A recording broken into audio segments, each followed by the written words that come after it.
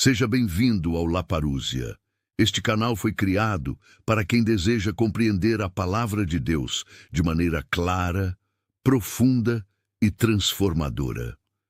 Aqui vamos falar sobre a volta de Cristo, o cumprimento das profecias e como essas verdades impactam diretamente a nossa vida hoje. Aqui você tem crescimento espiritual e uma visão diferente sobre as Escrituras. Diálogo sobre o céu e o inferno. A dúvida é bem simples. O que leva uma pessoa ao inferno? Existe inferno? Qual a condenação para aqueles que não andam em santidade ou não estão no Senhor? Todas as profecias escatológicas, inclusive a vinda de Cristo, o juízo final e a ressurreição dos mortos, se cumpriram plenamente no ano 70 depois de Cristo com a destruição de Jerusalém e do templo. A partir dessa interpretação, a compreensão sobre céu e inferno muda radicalmente. O céu e o inferno não são lugares físicos ou geográficos onde as almas vão após a morte, mas realidades espirituais que se manifestam de acordo com a relação do indivíduo com Deus. Assim, o céu representa o estado de comunhão plena com o Criador, uma existência em sua presença já desfrutada pelos fiéis desde o cumprimento total da redenção em 70 depois de Cristo. O inferno, por outro lado, é visto como o estado de separação eterna de Deus, um tipo de morte espiritual e não um lugar de tormento físico. Após a parousia, vinda do Senhor, os salvos não aguardam mais uma ressurreição futura, pois essa transição espiritual já foi inaugurada. Quando um cristão morre hoje, ele entra imediatamente na plenitude do reino de Deus, que já está plenamente estabelecido nos céus. Ou seja, não há mais espera no Hades, nem expectativa de um julgamento futuro universal. O juízo final foi o evento de 70 depois de Cristo, quando Deus julgou Israel e deu fim ao antigo pacto, inaugurando de forma completa o novo céu e a nova terra espirituais. A condição dos ímpios de hoje segue o mesmo princípio espiritual aplicado aos justos. Ou seja, não existe mais uma espera por um juízo final futuro, nem um inferno literal de fogo reservado para o fim dos tempos.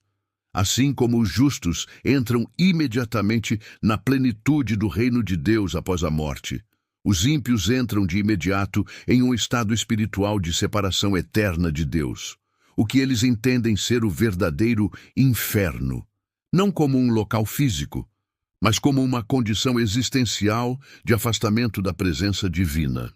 O juízo final já aconteceu em 70 depois de Cristo, no contexto da destruição de Jerusalém, quando Deus encerraria a antiga aliança e confirmaria o reino espiritual de Cristo.